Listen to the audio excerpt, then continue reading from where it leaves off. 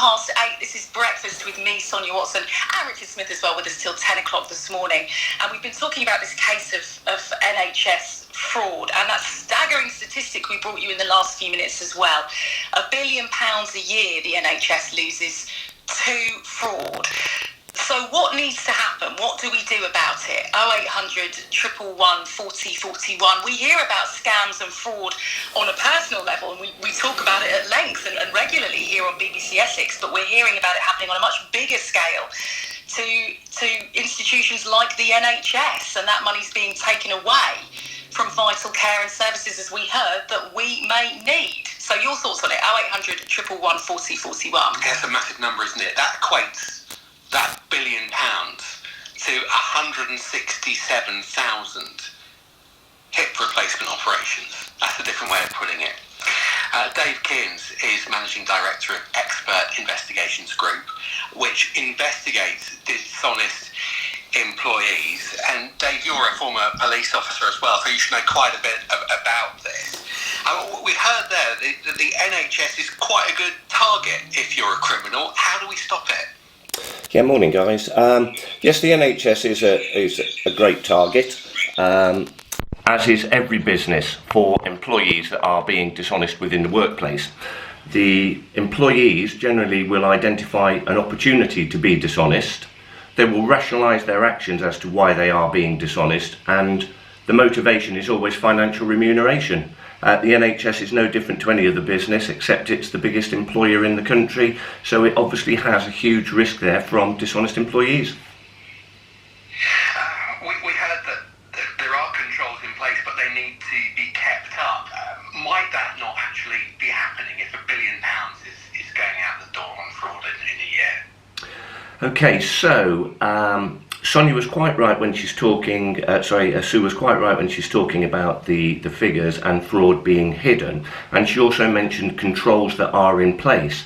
Now, when you're looking at a dishonest employee, they will, through their normal routine activity, through their normal working processes and procedures, will identify weaknesses, and they will find ways potentially to override those controls that are in place.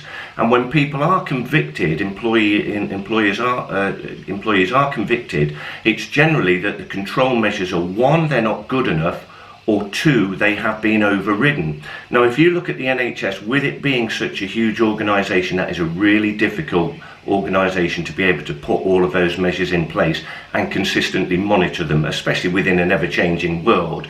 The world has changed with the pandemic, so that has highlighted to a lot of businesses that they have got a big risk because they've got employees that are working away from the business, and therefore then they might not have as much control in place as they did previously. So it is a continual, ongoing process.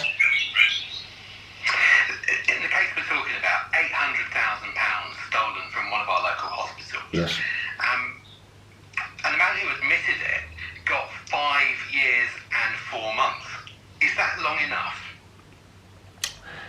Sentencing is a really emotive topic, a really emotive subject, and it's also a very big political subject because, you know, we've only got a certain amount of prisons with a certain amount of places.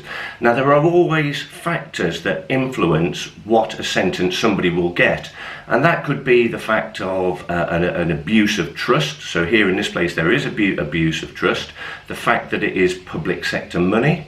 It may well be influenced by the fact that somebody pleads guilty at the first stage, that people have paid back money that they have stolen, and other mitigating factors. Now, I personally, with my company, we investigated an employee that stole £400,000 from a business, and she got 5 years in jail because in the victim statement it was identified that she had taken the opportunity to steal that money over a 2-year process when the owner MD of the business was away from the business looking after his wife who had got cancer. So that had a huge impact on the sentencing, and that's why she got 5 years. Conversely, broadly, do you think a sort of 5-year sentence is enough? Because for robbery, you can get life, can't you? Yeah, but you have to understand the definition of the criminal offences. A robbery involves force or violence being inflicted on somebody. This here is It's a despicable theft fraud, but again it will fit with what the criteria are that are given to the judges or magistrates as to what they can give the sentence for. And I was just going to say there, I mentioned that one there with the 400,000. At the same time, we had another investigation with an employee that stole 2.3 million from her business, and she was sentenced to 5 years. So you're looking at 400,000, you're looking here at £800,000 with your case, and then you're looking at another case of ours at 2.3 million. All of those employees all got 5 years. Wouldn't a tougher sentence make a difference? In the case we're talking about, the judge said money for patients went into your bank accounts. Would a tougher sentence make other dodgy employees think really carefully? I would like to think that it would, because when you're looking at a lot of dishonest employees, they're not habitual criminals anyway. Something changes their psyche and they do become dishonest. I understand in this case he had got previous convictions.